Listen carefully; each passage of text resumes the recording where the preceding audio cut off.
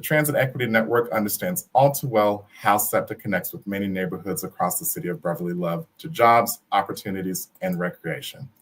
We also know that many of these communities of color are threatened by such development. In August, the Transit Equity Network traveled to Philly's Chinatown to speak with some young leaders in the No Arena in Chinatown campaign. It was a citywide campaign to prevent a new arena for the Philadelphia 76ers from being built over their neighborhood. I'm happy to say that they were successful in their fight. I sat down with them and checked in on progress. Let's take a look.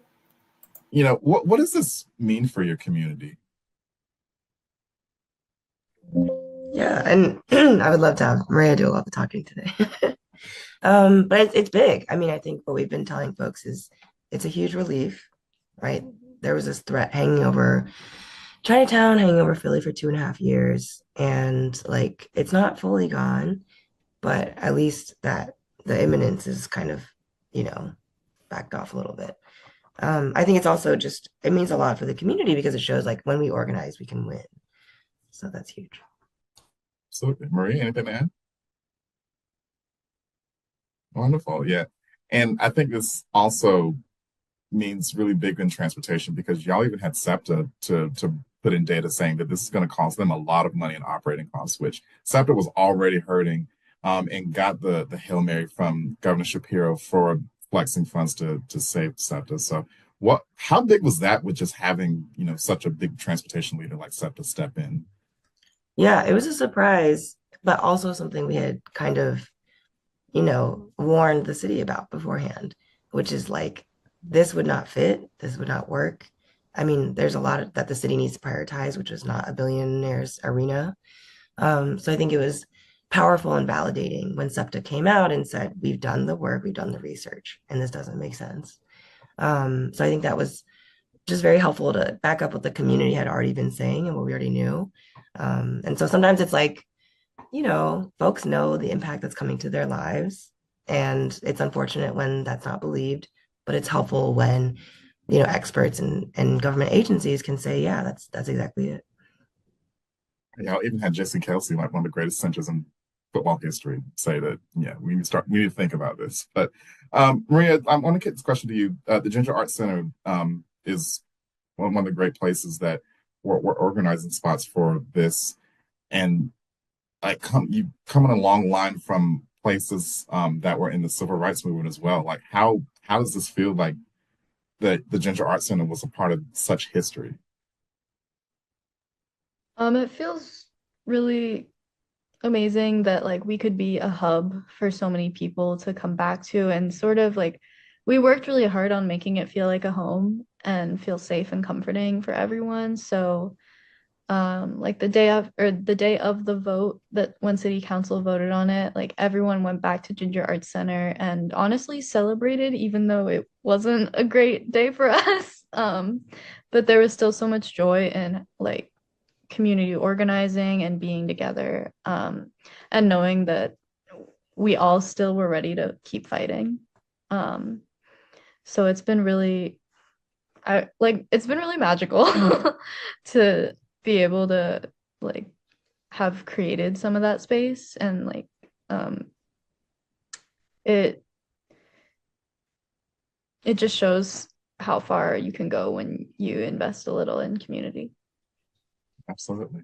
And as you both mentioned, like this isn't over, but what's the next step in the future look like for both of your campaigns and both of your spaces? Yeah, something we've been sharing is like the city really poured into us. There was so much solidarity. And it was like, I think this is a fight that's going to come back to Philly again and again. So we've been really wanting to like, make sure that folks are connected to anti-displacement fights across the city. So like Philly Thrive, UZ Townhomes, they've been there since the beginning. Thrive is still fighting their own corporate developer who wants to put a refinery back in. So I think I would say the next step is like making sure all these people who've come in and gotten trained and taken action for the first time keep staying involved, right? And take that next step. But for Ginger Arts, there's a lot of really exciting stuff coming up too. Yeah, so Ginger Arts, I mean, existence is resistance, so we're like staying up and just staying here. But through that, we're also trying to do a lot of know your rights workshops soon with this current administration. And we're excited to not have to be on defense all the time and be able to like proactively invest in our community. We want to make more partnerships with all the elders in our community. We've already been having one elder come in and do calligraphy workshops with us, and we want to nourish more relationships like that. And like Vivian said, with groups around the city too, not just in Chinatown. So I know because we're youth-led, we try to focus on orgs that have more youth. So we're pretty close with Juntos, which is a Latina led immigrant rights org. And we're also trying to get with Philly Thrive more and support their fight. Yeah, a lot of just existing. We thank Vivian Chang and Maria Gutierrez so much for that interview. We also did a longer interview back in August, and the link will be in the chat if you'd like to see that. But if you also would like to support the Ginger Arts Center, please visit their Linktree at Linktree at Ginger Arts Center. Also, they're at Ginger Arts Center on Instagram. And if you're in Philly and you want to book them for an event or union meeting or any kind of art project, visit them at 447 North 12th Street in Philly. It is accessible from the 23 SEPT of us and is a short walk from the Spring Garden Broad Street station. Also, if you're in Philly, there's also another event that goes on called Transportation Camp.